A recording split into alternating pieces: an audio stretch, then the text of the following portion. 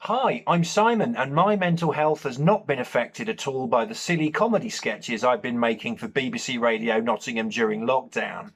Hottest day during lockdown. It is moist. Lockdown hair, lockdown hairiness. Simply squeeze from sachet.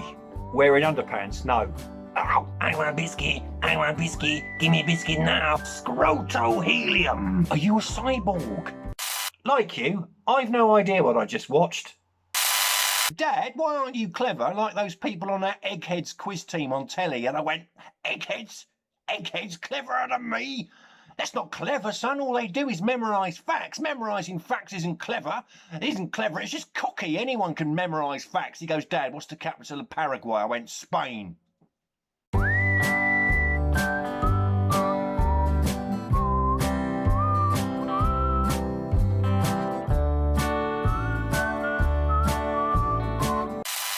There's a load of intolerance in society, isn't there? Most of it coming from my Uncle Dave on Facebook, to be honest. This week, he's intolerant towards women, intolerant towards people of different faiths and different cultures, people of different sexualities, and this week it turns out he's also intolerant to lactose. Yeah, it couldn't happen to a nicer fella. Flipping lactose coming over here, infiltrating our yoghurt and our custard and possibly our cheese. Flipping lactose should go back to where it came from. Did you mean the cow, Dave? Did you mean the actual cow it came from? Because personally, I think that would confuse the cow. Oh, flipping lactose, giving me the most uncontrollable wind, making me trump like a buzzsaw in Asda and almost have a massive accident in my pants. Ugh. I'm no longer manager of that branch. People have been asking me, what's it like to prepare for a Skype interview? Is it not a bit weird? And I think, well, no, not really. I work in IT. I've been working from home for years. And IT people do interviews like this all the time. But I thought today I'd make a bit more of an effort, so I've shaved, bit of product in the hair, shirt and tie, obviously. I mean, clearly, no one needs to see what I look like from the waist down, so no need for shoes, or socks or trousers, or even pants, to be honest. But actually, just to be clear, for the avoidance of doubt, I am wearing a very snug, comfy, and very crisp set of new jersey boxers. Just one of a pack of 4 that I got from Asda. None of your tat. So I'm wearing those, and oh, actually, no, I'm not. I'm not wearing them at all. Yeah, I thought it was a bit breezy, to be honest, coming down from the house to this shed earlier. But the neighbours don't really look anymore, and the police aren't that bothered. So, I mean, if I was the cat, I wouldn't want to come back either. The way I shouted at him. I mean, we've had a difficult relationship. There's been like challenges and stuff.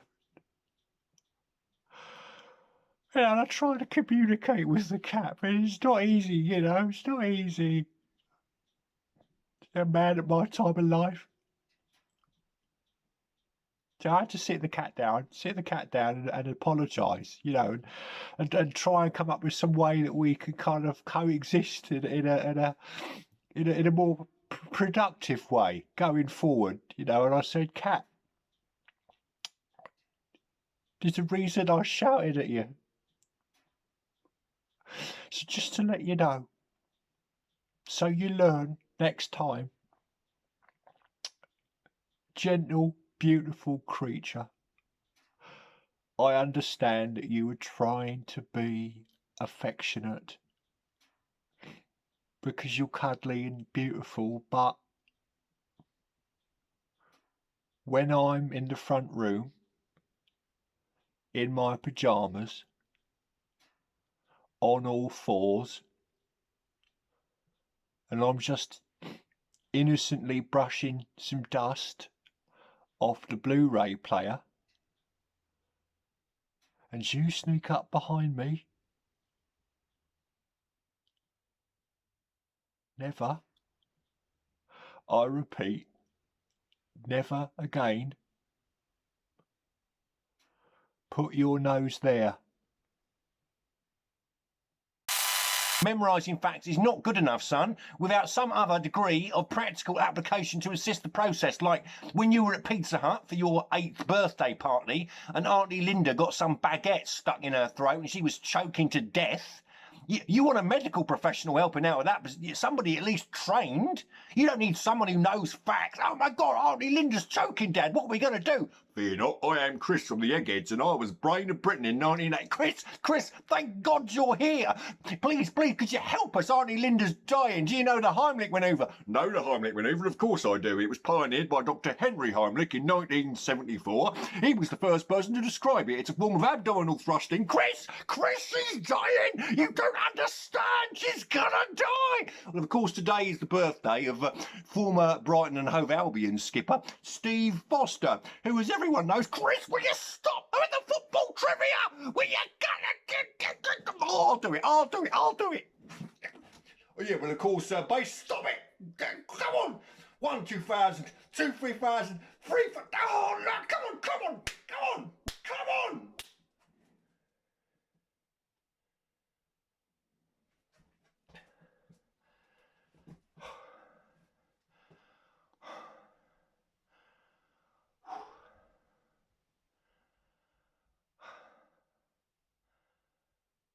I'm calling it time of death. So, just out of bed, ready for another day of homeschooling. I'm doing brilliantly at learning algebra, to be fair. My son's got me all set up to take a practical food science exam later on, which is going to involve all kinds of creative uses for eggs, possibly a whisk if I'm lucky. And I can name all of the US state capitals if I don't drink too many glasses of wine, that is. So I'm quite pleased with my progress in GCSE random. But I do have an Achilles heel. It is history. My son said to me this morning, so I've got to do an assignment, Dad. I've got to do a piece of work where I chronologically set out key events in history, and can you help me? And I went, well, what I would say is the whole universe was in a hot, dense state. Then 14 billion years ago, expansion started. Right. The Earth began to cool. The autotrophs began to drool. Neanderthals invented tools. We built a wall.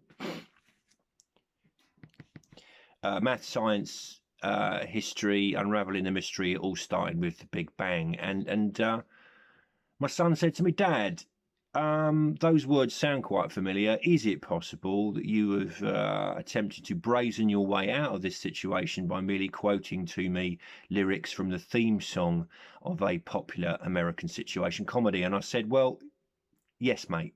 To be honest, hands up, you caught me. But you know what? I don't want to look foolish in front of you, to be perfectly honest. I mean, I'm actually fundamentally quite a stupid man. You're far cleverer than I am. And I'm a bit embarrassed about all of that and some of the choices I've made during my life, where my career's going. To be honest, I think the wheels have come off my life, and I don't want you to look at me in years to come and go, do you know what, Dad was just the most rubbish role model a boy could ever have. And he looked at me and said, Dad,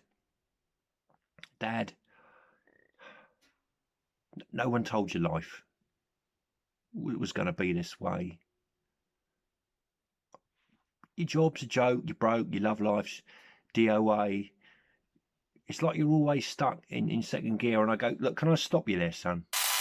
It's a bucket list thing, I suppose. You know, there are things that, you like to do before you die. So in my case, it's jump out of an aeroplane with a parachute attached to me, do an interview at least semi-naked, take Darcy Bustle, Dame Darcy Bustle, in fact, for a cheeky Nando's.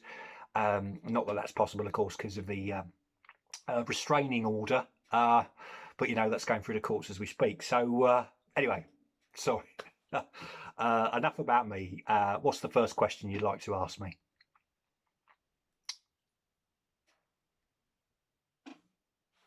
I think you've dropped out.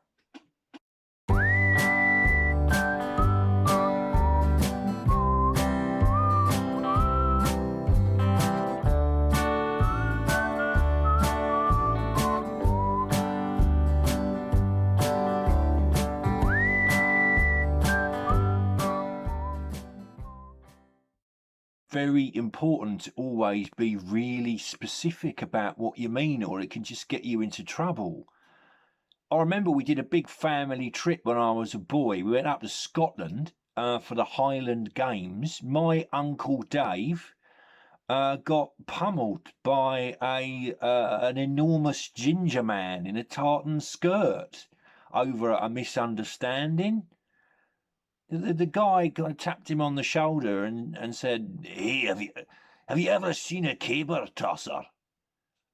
And Uncle Dave went, "Yeah, it's a really heavy piece of wood, but there's no need to be rude." Have you ever seen a set of bagpipes, you...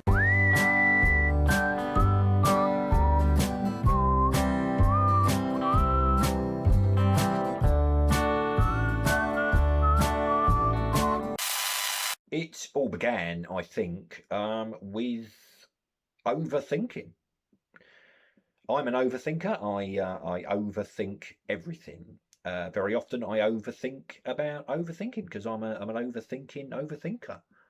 Sometimes when I'm overthinking about overthinking, I think to myself, or possibly overthink to myself, to be honest, depending on whether or not I'm thinking or overthinking about overthinking, I think to myself, or possibly overthink to myself, am I really overthinking about overthinking, or do I just think I'm overthinking about overthinking? Because if I just think I'm overthinking about overthinking, but I'm not actually overthinking about overthinking, I'm just thinking about overthinking and not overthinking about overthinking, then maybe I'm not overthinking about overthinking at all, am I? I just think I'm overthinking about overthinking, but I'm not overthinking about overthinking. At least that's what I think. And what do you think? And people tell me, Nige, I think you're overthinking this.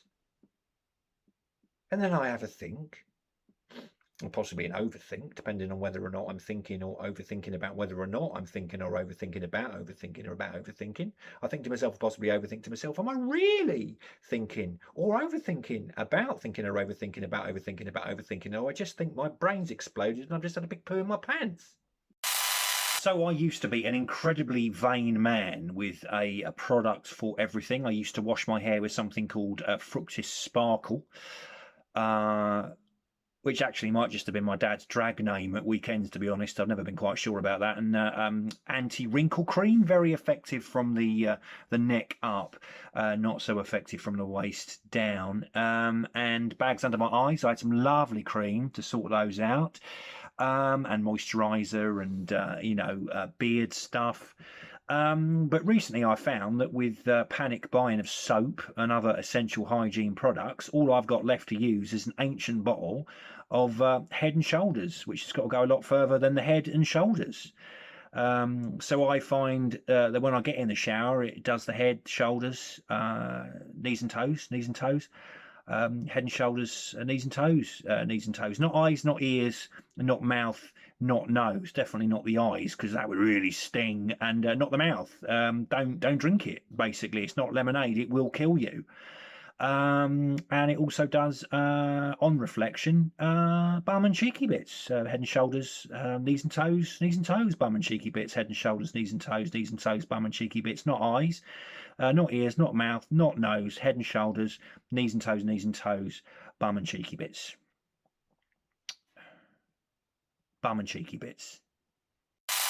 So I've been looking after cats most of my life, and intuitively, instinctively, I know what my cat wants just by the way he looks at me. So sometimes he'll look at me as if to say, can you let me out of the house so I can hunt a squirrel or a pigeon if it's Wednesday.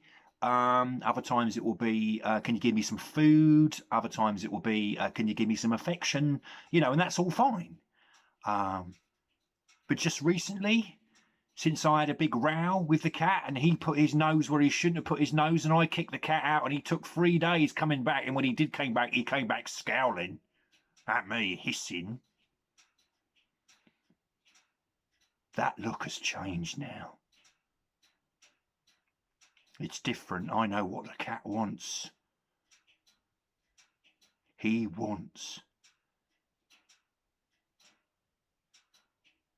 revenge. Diabolical, malevolent, despicable, complete revenge.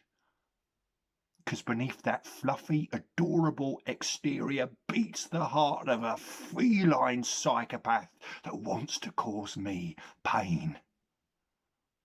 So much pain.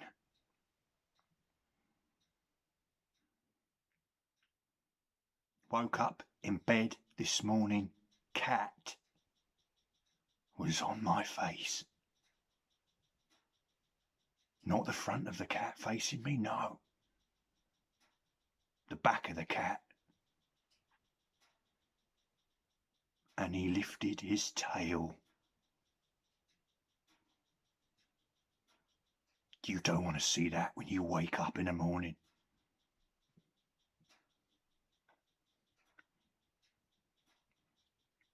A storm is coming.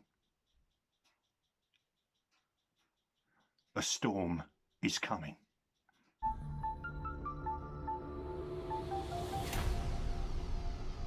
So I've got a couple of dogs, impossible to train. For years now, I've been like, no, do not sit on the sofa. Get off the sofa. Don't get me wrong, the dogs are allowed on the sofa. It's just they have to sit on the multicoloured dog blanket, okay? It's very clear, it's multicoloured. Someone explained to me today that dogs are colourblind, and I've been wasting my time for 10 years. It's very humiliating. It appears that training my dogs in the concept of colour is like trying to train Donald Trump in the concept of truth. It's a very honourable aspiration, but ultimately doomed to chuffing failing. No! Get off the sofa! Get off the sofa! No, don't put your tongue there! Don't put your tongue there! Don't poop on the carpet! Do not poop on the carpet! Flipperneck Donalds are as bad as my dogs. Who let POTUS into the house? Sit in the corner. Sit in the corner. No, I'm not going to rub your tummy. Who do you think I am? Vladimir Putin? So I completely understand the need for the country to pull together in these uncertain and unprecedented times, but I am very worried about members of my family, particularly my brother Ken, who's become radicalised. They were giving out like free Daily Mails last week, and he's been kind of reading these, and I've noticed a kind of marked change in his behaviour. And I phone him up and I go, Ken, how you doing? And he's like, oh yes, well, I'm on the front line. Oh yes, front line every day I am. And I'm like, what sort of front line can you possibly be on, Ken? You're 36, you work from home as an accountant in Binge. Oh yes, well, I will fight them on my laptop. Yes, I will fight them via Skype. I will fight them with a strongly worded email. I'm not sure who they are, but they're sure as mustard not us. And it's time that we all just knuckle drags. No, that's not right. Yes, knuckled under. No, that's not right either. I know it involves knuckles of some description. No, knuckled down, yes. The good old-fashioned blighty spirit and good, hard work. We'll fight them on the fields. No, we won't. We don't pick our own fruit. We can't be bothered. Well, brush that one under the carpet. How are you, Nigel? I'm concerned about you, Ken. Very, very concerned about you. Ken, I need to tell you this, but, you know, the Daily Mail is often viewed as a gateway newspaper to harder rags like the Sun and the Daily Express. Well, Nigel, I think you're just talking down the country. Blah, blah, blah, blah, blah, blah. I put the phone down. I come back like 5 minutes later. He's still going on his own. My wife goes, Nigel, how's your brother? I go, he's still making livestock noises. Still making livestock noises. I'm sorry, could you repeat the question, please? What would I say my greatest weakness is? Well, apart from wearing my son's Xbox headphones on a Skype interview, I mean, you know, I look a bit bonkers, right? I'd probably say my honesty. I'm an incredibly honest man, very candid, very no inner monologue usually, because I'm on some spectacular medication at the moment, so that kind of strips out that ability to be able to self-edit, to be perfectly honest. And honesty does you know, sometimes cause me to not do so well in the interview I did before this one. So okay, yeah, I can do that. Clean driving licence, yes. Criminal record, no. Wearing underpants, no. Ow! I think you've dropped it out.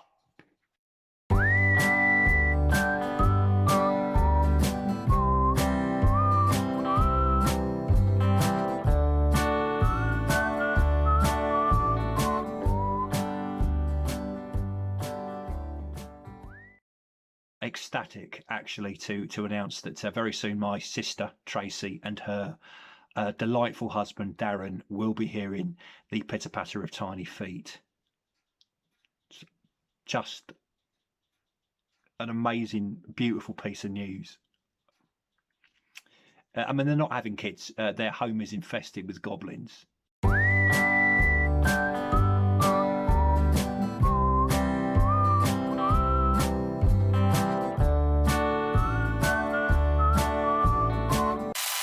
My boy is a scientific genius. He's currently putting his dad to shame, and I'm struggling to cope. This morning he goes, Dad. I go, yeah. He goes, science. I go, what? He goes, slugs. I go, A. He says, Dad, in your opinion, do slugs explode when you pour salt onto them? And I'm like, well, son, I'm not aware of any recorded incidents of there being a robot sniffer dog deployed to a suspicious looking slug, or a crack bomb disposal unit being called in just in case. If slugs did explode when you poured salt onto them, I suppose there's nothing to stop hijackers strapping slugs to themselves and wandering through aeroplanes threatening to pour salt on the slugs in the event that the FBI don't cave in to their demands. So I suppose, if anything, son, what I'm telling you is that there's a compelling case for slugs to be banned on aeroplanes going forward and possibly forever. Although you could also ban salt, because it would be easier to disguise as perhaps bicarbonate of soda or crack cocaine, but much more difficult to disguise a slug, unless you put a shell on it and call it a snail. Things have changed during lockdown.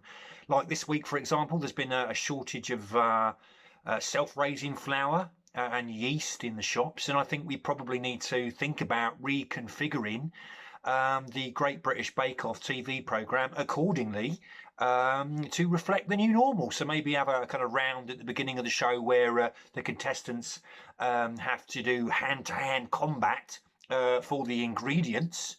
You know, I mean, I'm not advocating any kind of Hunger Games scenario. I mean, even in the celebrity version, there's no celebrity B-list, C-list, D-list or otherwise who is so annoying that you would wish any kind of mortal danger to be inflicted on them, certainly not just in the name of marzipan. But you know, if that doesn't work, maybe some sort of martial arts skills might be required, you know, some sort of Bruce Lee action going on, some sort of smackdown over some glacé cherries, that'd be good. But I suppose if we're going for a slightly more gentler approach, we could ask the contestants to kind of wear some padded headgear, dress up in lycra, and maybe attack each other with giant cotton buds like they used to do in the TV programme The Gladiators in the 1980s. Maybe get them to sprint up some kind of travel later and leap off the end, fall into a giant bucket of custard. I mean, I don't think the bucket of custard was in Gladiators. That's merely that thought's merely in my own head, which is perhaps where it should remain. But you know, lockdown hair, lockdown hairiness.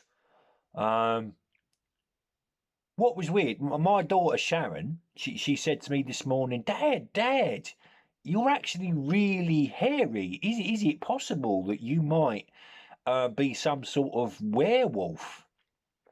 And what does it say about me that for at least 5 seconds I was like, what if that's true? Because it would explain a lot. What if the slight lowness of mood that I feel every 4 to 6 weeks, that sort of tetchiness that I experience, isn't down to ongoing middle-aged anxiety? It's more to do with the onset of rampant bloodlust and actually a need to go out into the fields and savage livestock.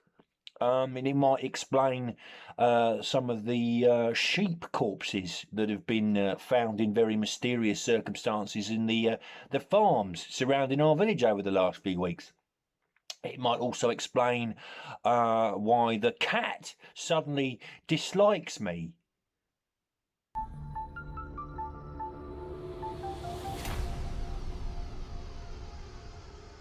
Mind blown indeed.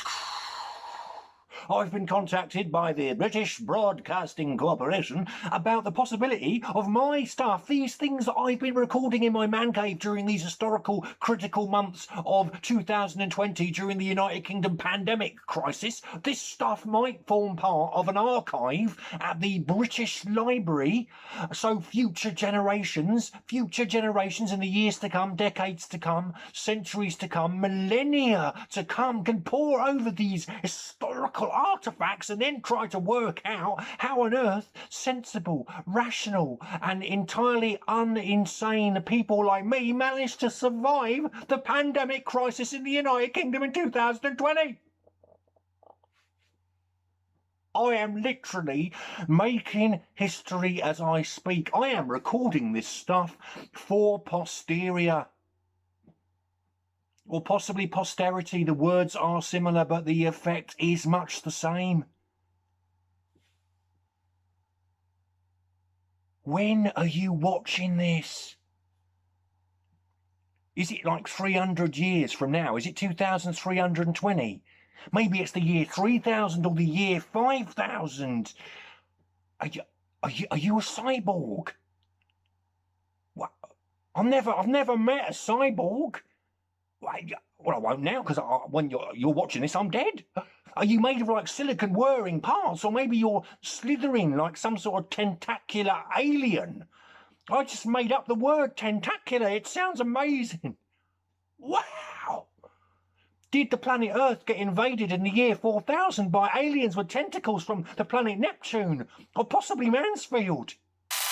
Concerned about my dad's mental health at the moment. He's got this habit of taking a word in a sentence and in his mind kind of swapping it out with another word that rhymes with it but is a different word, and it can be quite embarrassing. So at Christmas dinner we were all dining on a very succulent duck, and Dad taps me on the shoulder and he says, "Do you know what, Nige, what I'd really like to do now we're retired is take your mum on a lovely holiday to Viagra Falls." And well, he's got no idea what he's done. He's got no idea that he's swapped the words around. All the grown-ups around the table are desperately trying to avert their eyes. The kids are on their phones Googling the word. What does that mean? I've no idea. And and he carries on, oblivious. He says, "Well, I think it might be if we were to go to Viagra Falls, I think it'd be quite an uplifting experience." I'm not sure I could go all the way up though, Nige, because of my fear of heights. But it's something that your mum and I haven't really done together for years. So I think she might enjoy herself. And I'm like, well, I could check with mum for you, Dad, but at the moment it's quite difficult to gauge her opinion because she's bent over double with mirth. Tears streaming down her face. In fact, I think she's laughing so hard it's conceivable she may actually have passed a tiny puddle of wee. My boy said, "Thank you, Father, for that critical expert input into this problem. But I've looked into it already, to be perfectly honest, and slugs don't explode, they merely shrivel, because as any idiot knows, pouring salt onto a slug kicks off a biological process called exosmosis, which is where water moves from an area of high concentration to an area of low concentration through a semi-permeable membrane. In this particular case, the slug's cell walls. And I was like, oh yeah, of course, yeah. Well, I did pay attention in biology class podcast, mate. Yeah, so I was just testing you. I was just pretending I didn't know that. But either way, I reckon that a slug is still going to feel quite a lot of pain. And my boy said, no, Dad, no, Dad. Because even though as an invertebrate, slugs have a highly developed central nervous system, they don't have a cerebral cortex, which is obviously the bit of the brain which is responsible for the conscious perception of pain. So pouring salt onto a slug is actually quite a humane method of disposal. I said, son, do you want to pour salt onto a slug? He went, yes. I went, fair play then.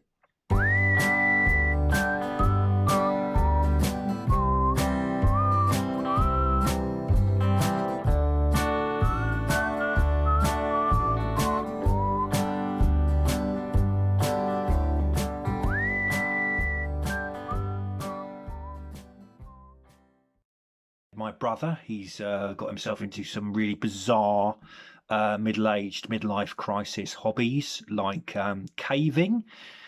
He's going down to Somerset at the weekend to explore Wookey Hole, which is lovely for him, not so lovely for his friend Chewbacca.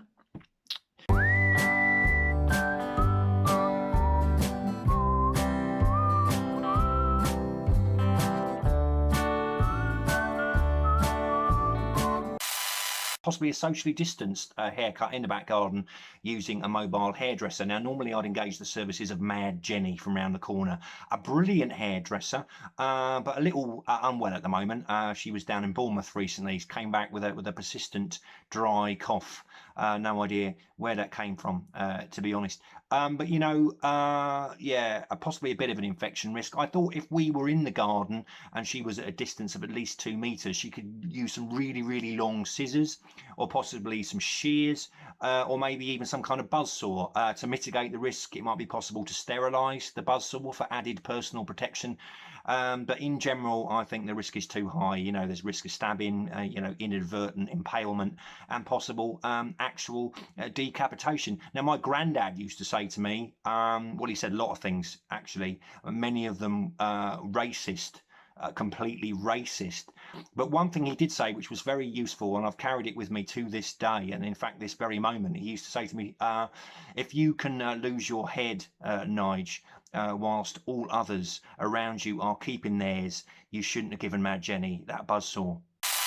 Because spying, very, very honest occupation. It's always full of honest people who never lie. You never ever declare any kind of fake identity whatsoever, and are very, very happy for the government of the country in which they're spying to be able to track exactly what they're doing. I mean, obviously the British spies are, full disclosure, wherever they are in the world, you know, wherever James Bond goes spying, he's quite happy to freely admit who he is. You know, who are you, mate? My name is Bond.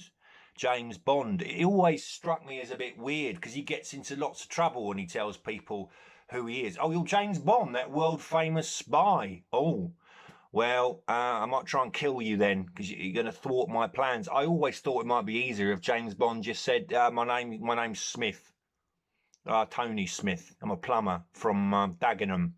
And people would leave him alone. You know, it'd be a lot easier for him to spy. You know, less bombs, car chases, sex, possibly, don't know.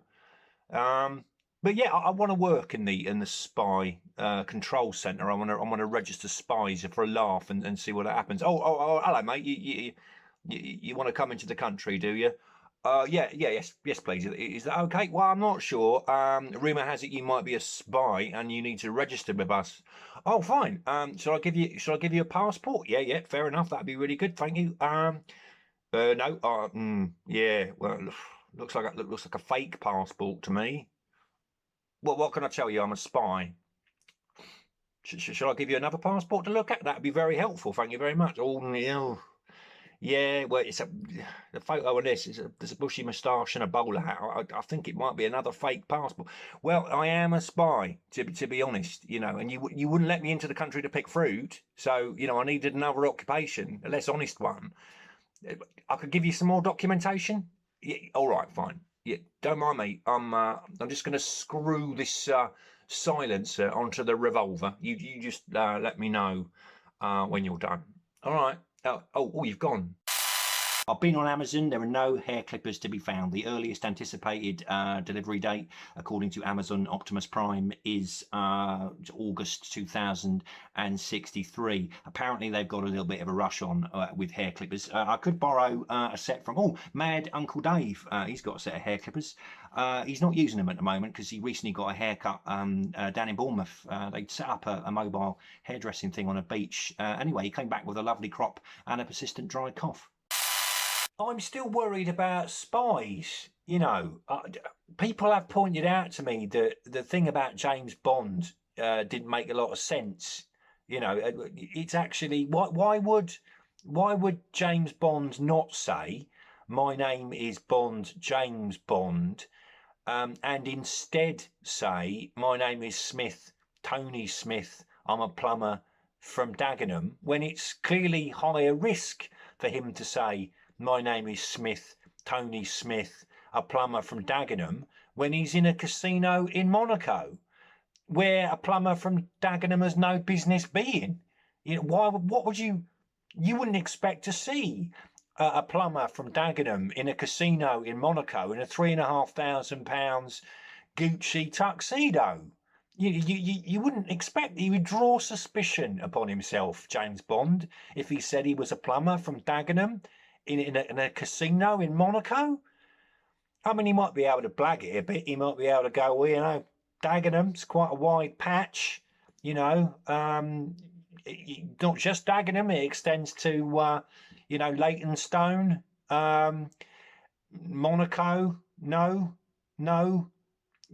Why am I here? Why am I here as a plumber in a casino in Monaco? Well, I'm a very good plumber. I've been flown in from Dagenham to examine the ambassador's ball cocks.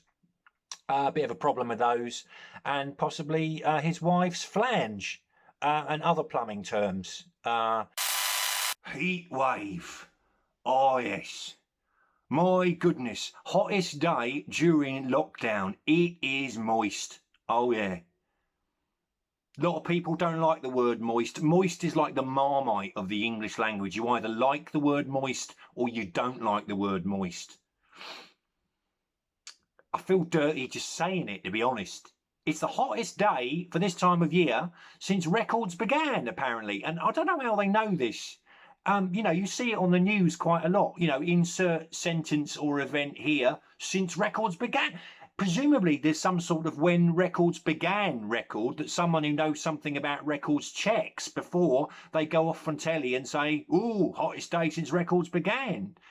Notwithstanding all of that, I'm sure that the English people, who are entirely sensible and kind and compassionate and always put other people first, will not pack the beaches today in their hundreds and their thousands, because there's been no evidence at all, has there, to suggest that during lockdown people have done things like enormous congas on VE Day. There's been no illegal raves somewhere near Oldham.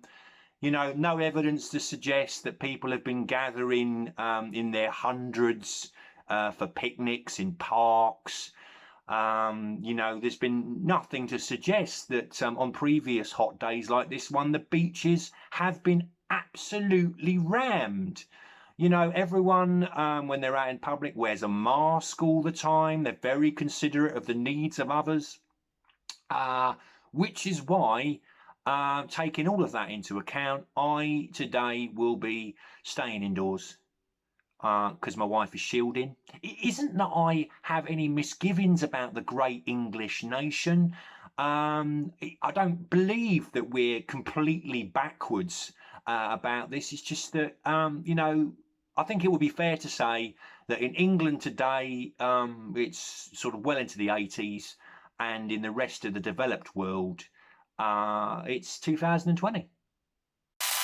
Let hair grow long, actually. Completely forego the need for haircut. Use styling products in attempt to zhuzh up my look. Yeah, that'd be good. Wear accompanying clothes, t-shirts just a little bit too tight for me. Skinny jeans with just a hint of buttock above the waistline, and not those jeans that are cropped too short at the bottom. I'm not a tosser.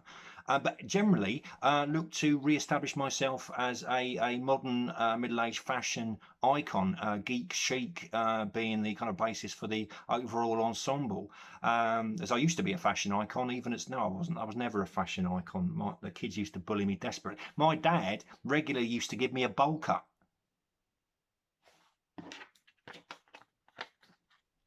Bowl cut from Dad, option 4. Option 4, supplemental. Dad can't come over, not very well. Apparently in Bournemouth this week, got a persistent dry cough.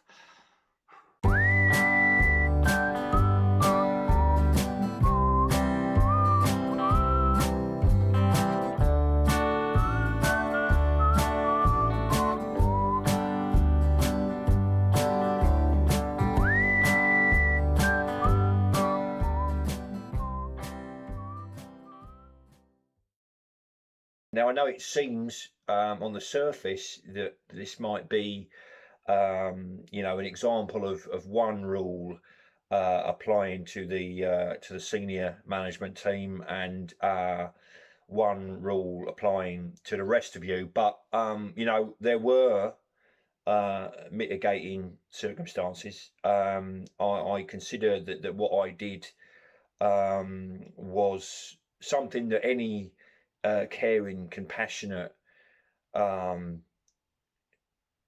owner would do.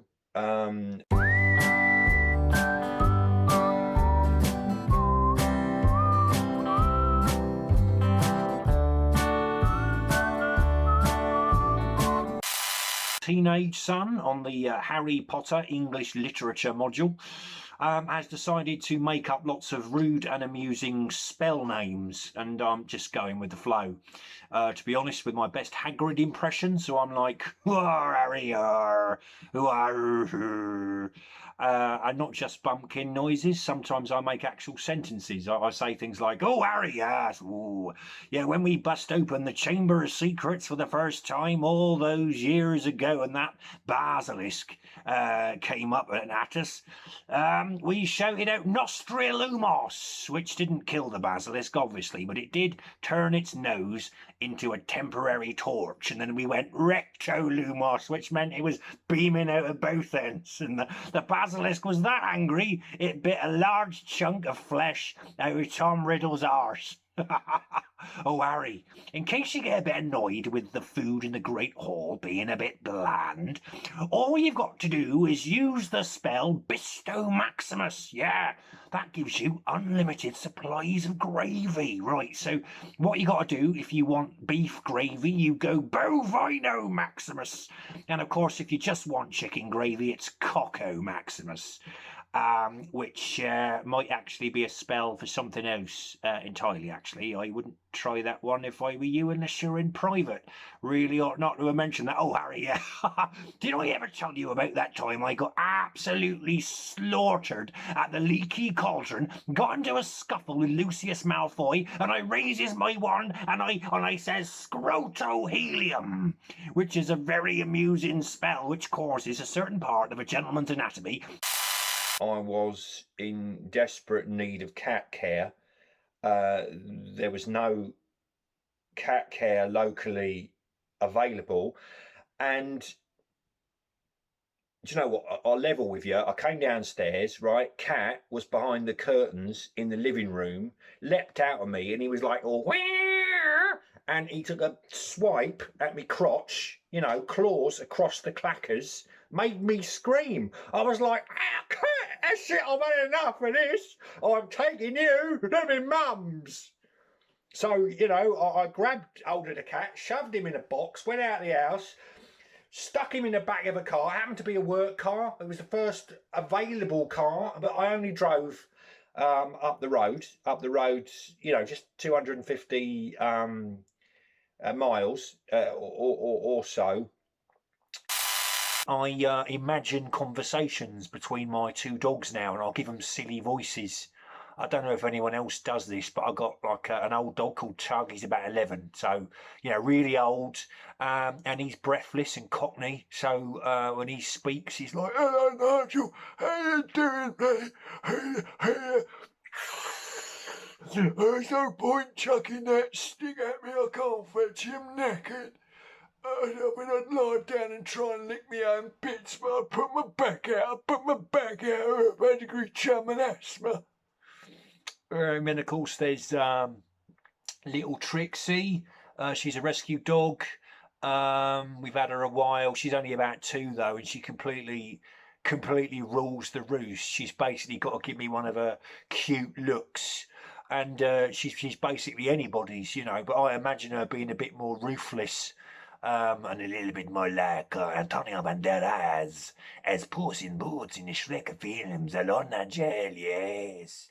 I am on your lap now, and you will stroke me. Yes, you will. Do you like that, Nigel? I like that very much. We're liking this very much, aren't we? Yes. There's only one little puppy in this relationship, Nigel. And it is not me. Oh, no. You're my little puppy now. Oh, yes. Which, to be honest, freaks me out. The viability of injecting Dettol into oneself as a potential way of combating the infection with the pandemic. Again, I'm no expert like the president, who is clearly an expert in such matters, but I think on balance and on reflection, as a man who kind of works with evidence and data and risk quite a lot, I think I'm going to wait for a vaccine, thank you, and stay at home. I think that's probably the way I do it. I mean, my mate Wayne disagrees. You know, he was very much, no, we've had enough of experts. You know, you know, all the politicians are saying we've had enough of experts. And to be perfectly honest, I disagree. I said, Wayne, like a month ago, just before lockdown started, you had to go for that, what was it called now? Prostate exam. So, which you passed with flying colours. Well done. Yeah, and you revised very hard. But, you know, given a choice, Wayne, if you'd have gone into the surgery and they'd have said, hello, Wayne, you're here for your prostate exam. You've got a choice. Here's a fully qualified medical professional. And here's a guy called Steve. He's a mechanic from Burton Joyce, and he's got a spanner. I mean, like, senior management had to have a Zoom call last week. We all had to get together to discuss ways in which we can keep our teams kind of motivated during this very isolating time.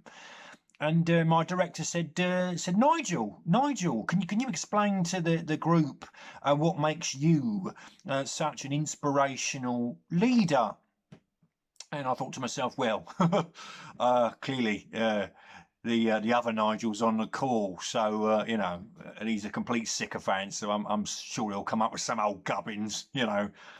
And my director said, no, not that Nigel, the other Nigel, the one that's sat naked at his desk. And I went, oh, sorry, just my way of decompressing. I didn't turn the video off, so I turned the video off. I mean, it's not like I was naked from the waist down or anything, obviously.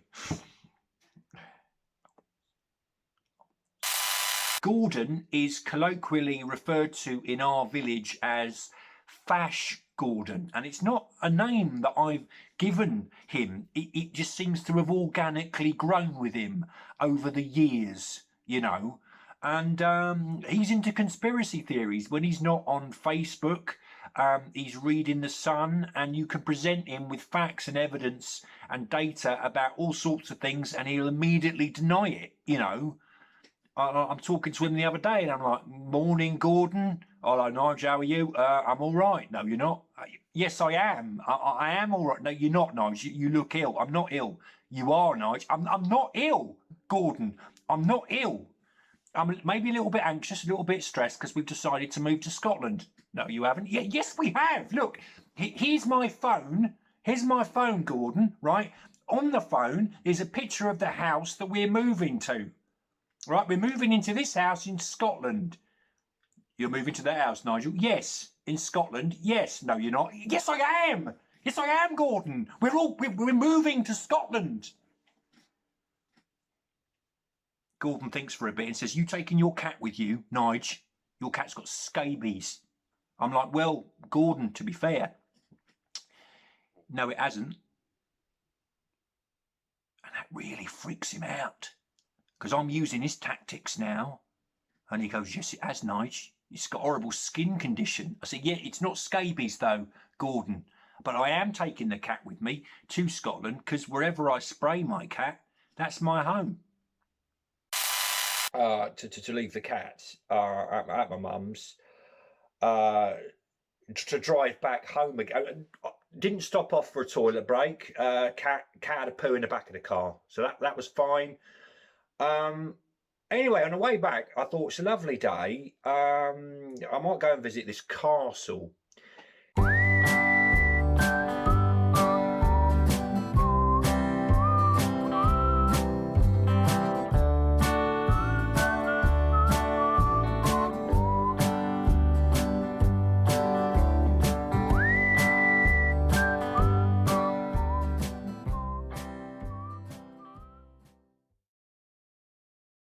Please believe me when I tell you, in all sincerity, that I wish for nothing but an amicable separation. I don't want to enter into any disputes with you about dividing our possessions. I don't want to argue about who gets to keep the cat. Mainly because you are the cat.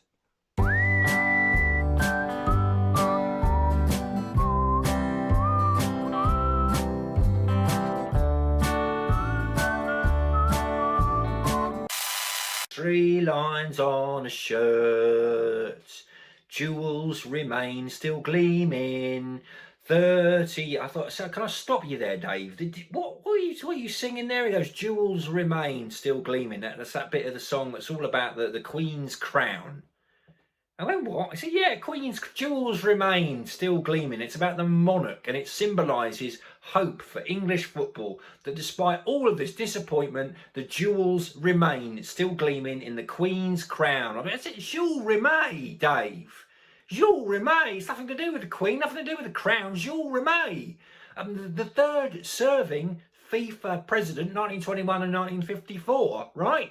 He was a quite legendary football figure, and they named the World Cup after him. It was the trophy that England won in 1966, and it was that trophy that Bobby Moore held up to the sun, and then the sun, it's the Jules Rimet still gleaming, the Jules Rimet trophy, the World Cup. That's the thing that's still gleaming, not the Queen's crown, Dave, not the Queen's crown.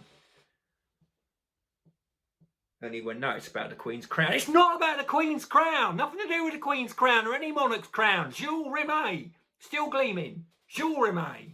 Jules Rimet, not Jules Remain. If you don't know the words, you've got no business singing the words. In fact, sing alternative words. 3 lines on a shirt. Jewels remain still gleaming. I don't know the words. 9 pints left me steaming. Of course, it wasn't fake. You couldn't fake the Apollo moon landings and then keep that a secret all this time. It would be impossible to keep that secret. You'd have to assassinate everyone involved. And on assassinations, Lee Harvey Oswald assassinated John F. Kennedy. No, he didn't. As everyone knows, John F. Kennedy was assassinated by John F. Kennedy. Yeah. It wasn't John F. Kennedy that got assassinated. It was an actor in an all-over John F. Kennedy rubber bodysuit. And the reason that John F. Kennedy faked his own assassination is because he was worried about being assassinated. And so he put an actor called Keith into an all-over John F. Kennedy rubber bodysuit and stuck him in the back of that car in Dallas. It wasn't Jackie Kennedy either. Another actor, Darren, in an all-over Jackie Kennedy rubber bodysuit. Of course, John F. Kennedy after that had to have extensive plastic surgery, so nobody would recognise him as John F. Kennedy, and so he had surgery to make him look like Elvis Presley, who of course didn't die in Graceland in 1977 on the toilet at all. Elvis had already died in 1972, and John F. Kennedy, with plastic surgery to look like Elvis, had taken his place, and John F. Kennedy as Elvis had a lovely set of pipes. I don't believe this. I don't believe this, really. It isn't that we haven't had good times in the past, and we haven't had any cuddles, or I've never bought you a lovely little piece of fish on a Friday.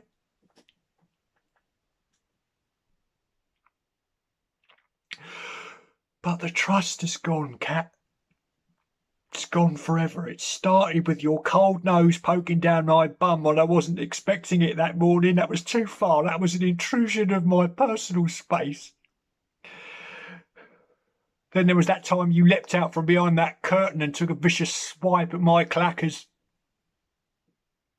And then it escalated. You started to kill things, didn't you? Birds, mice, squirrels.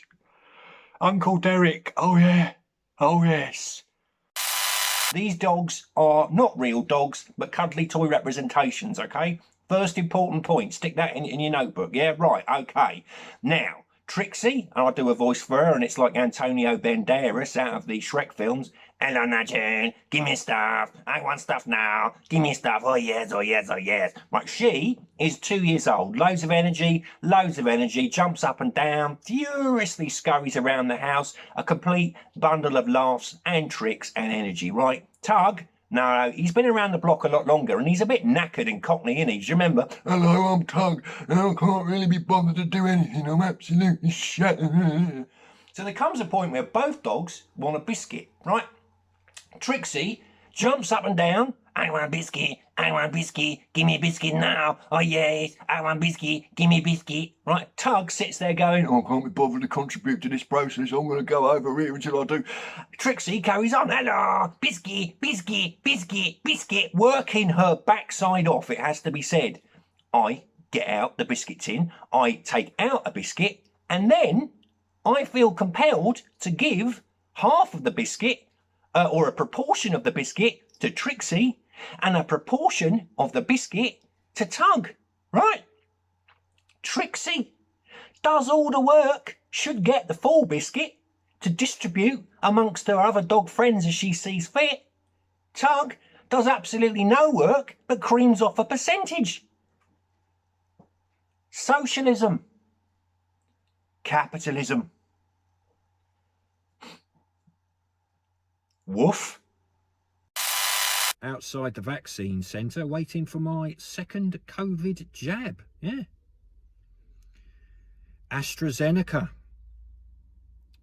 AstraZeneca, of course, named after AstraZeneca, the Greek goddess of vaccines. Unless Wikipedia is lying to me. I think one of Zeus's daughters, maybe his fourth daughter, there was Athena, Aphrodite, Debbie, AstraZeneca, married to Hermes, Greek god of dumping stuff on your doorstep and then driving away. Even though you tell him, you know, if I'm out, wheelie bin, back of the house. Actually, I think my Uncle Dave, my mad Uncle Dave, he might have driven a Vauxhall AstraZeneca during the 1970s. It was a blue car, fluffy dice in the front, go faster stripes, leopard skin interior, a complete wreck, huge problems with the back end, not just my Uncle Dave, also his car. Completely agree, Nigel, about personal choice and common sense, and as I know you do, Darren, you're the one standing in Leicester Square with a flare up your arse. And he said, well, it's my personal choice to have this flare up my arse. And I said, I know. And it's my personal choice, Darren, not to have a flare up my arse and to stand 20 feet away from you. Darren says flares are just like masks. I go, how so? How so, Darren? He says, well, people see me with a flare up my arse and they're going to keep their distance, aren't they? you know, for their own protection. So, you know, masks are a bit similar. I said masks are nothing like a flare up your arse, Darren. I said, yes, they are, Nigel, because if I'm wearing a mask, people are going to know there's some vulnerability, some concern, and they're going to come and keep their distance. And it's the same as having a flare up your arse. I said, no, it's not, Darren. Imagine the situation. You're on a bus, right? You're on a bus. It's a confined space. People aren't going to be able to keep their distance from you, are they? And Darren said, but I'd never stuff a flare up my arse on a bus, Nige. I know this letter will be hard for you to understand, mainly because you're a cat. I have resolved to lock myself in this man cave, the only place of safety for me now. The only place where you cannot reach me. Doors locked, windows shut. It is my final, desperate act of defiance. I shall write again soon, possibly through my solicitor. No win, no fee. Sincerely, your former owner, Nigel Clifford Dimmock.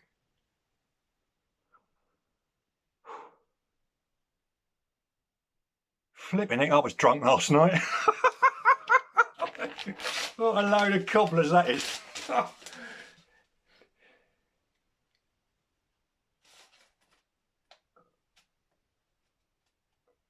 Dead mouse.